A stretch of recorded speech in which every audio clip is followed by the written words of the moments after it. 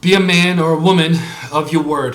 So if you made a commitment, if you promised that you're going to do something, a project, or you start a new job and you said, I guarantee 2 years or 3 or 5 or whatever it may be, stick to it.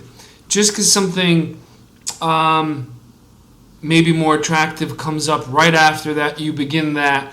That does not mean that you can blow off people that you made a commitment to initially and kind of shift your allegiance and say, good luck, have a nice day, and off you go. So if you're part of something, if you're committed to someone, whatever it is, if it's a project, right? We're talking about professional business sense, of course. If you're committed to a project and you have all agreed, it takes 6 months to do this right, don't bail 6 weeks in.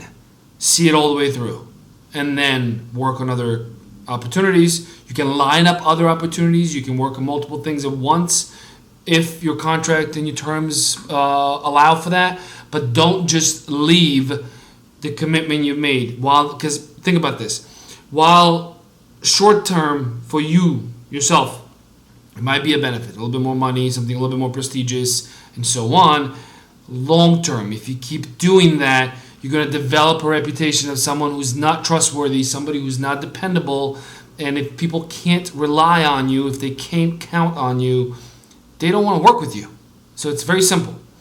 If you have, 2-3 years or a year until retirement, you want to go for one more big payday, that's your motivation. I can kind of get it, understand it.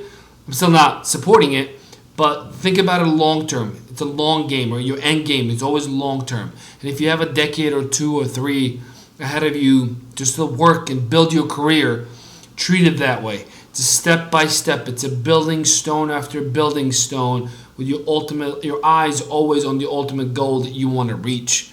So build credibility and reliability year over year. Don't just leave on people and don't just quit on them.